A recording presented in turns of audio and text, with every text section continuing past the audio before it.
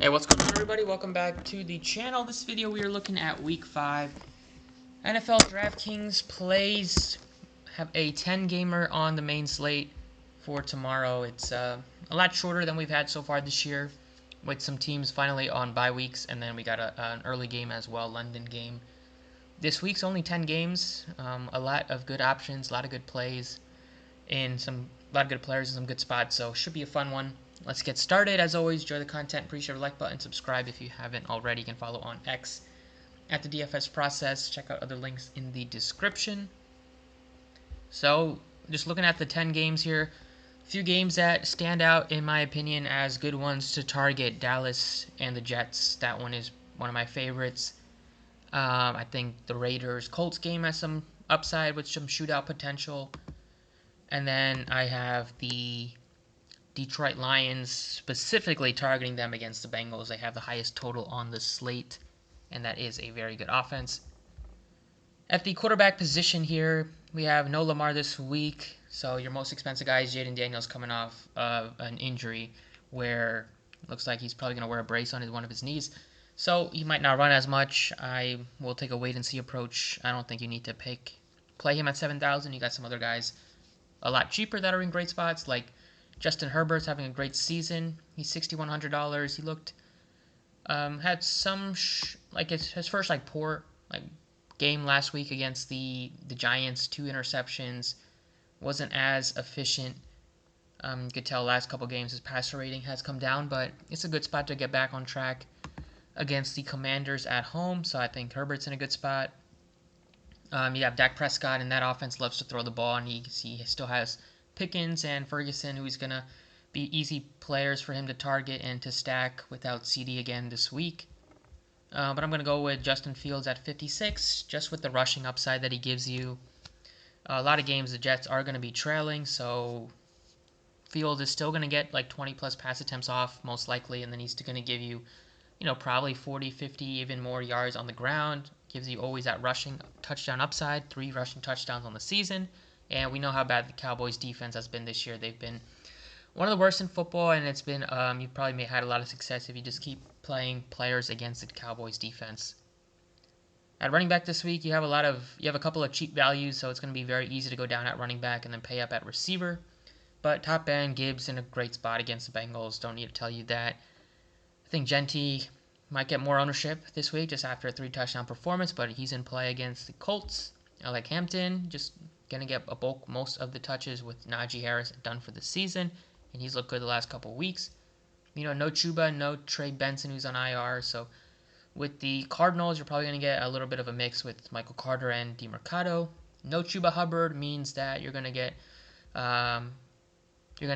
Rico Dowdle at 43, commanding most of the touches out of the backfield. They gave him, they signed him from the Cowboys in the offseason. He's gotten a handful of touches spelling Hubbard, but now he's going to be the main running back. So at that price tag against the Dolphins, you got to like him.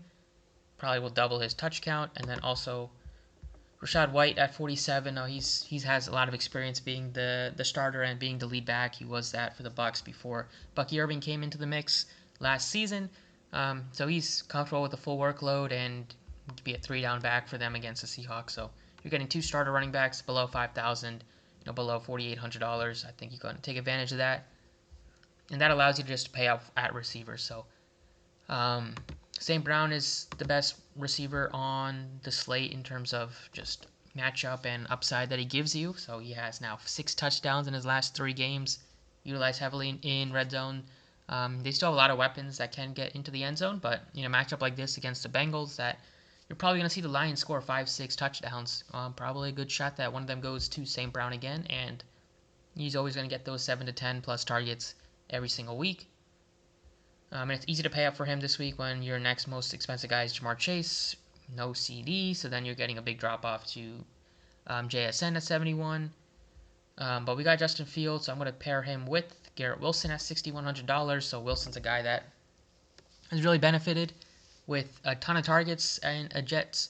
The Jets are going to be trailing a lot of games, so the targets will be there for Wilson, even though they're a team that does like to run the ball a lot, but sometimes they're not going to get that opportunity.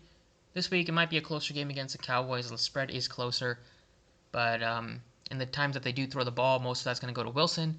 They don't really have a bona fide wide receiver too. They got like Josh Reynolds there, but really it's Wilson's show at receiver and being the main pass catcher. And Fields looks his way almost every good percentage of the time. Last week, 27 pass attempts, and you got 8 going to Garrett Wilson. That's almost 33%.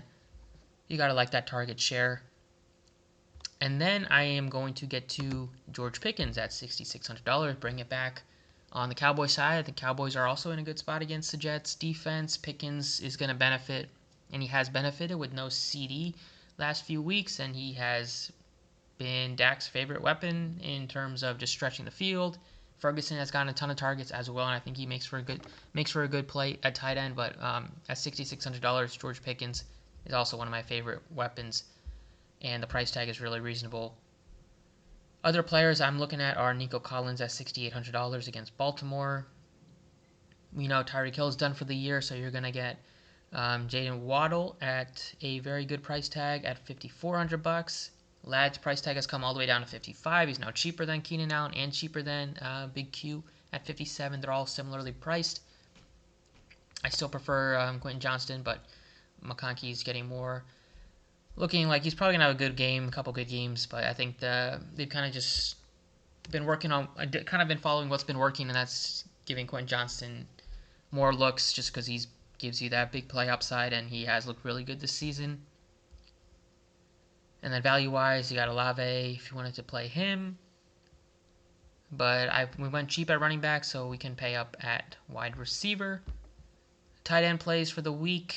Ferguson is a great play at $4,800, just a staple, getting a ton of targets, security blanket for Dak, and he gets a lot of easy catchable plays like middle of the field, 10, 15 yards, just short over the middle passes that are most of the targets that he does get are going to turn into catches because they're pretty simple routes that he's getting.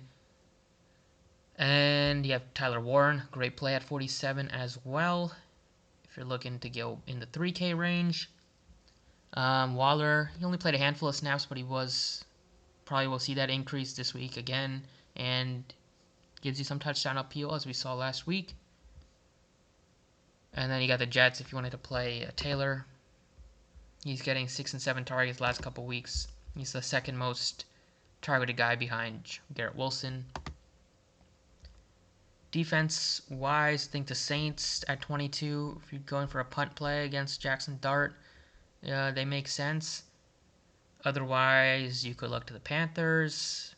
You could definitely go to the Texans with Cooper Rush there. I think the Texans are also one of the better plays. So you got a lot of cheap defenses. Personally, don't think you need to pay up. So go cheap at defense. I think that's what I'll do. Pay up at some other spots at tight end or flex. So yeah, that's pretty much it for the video. Best of luck, and I will see you all next time.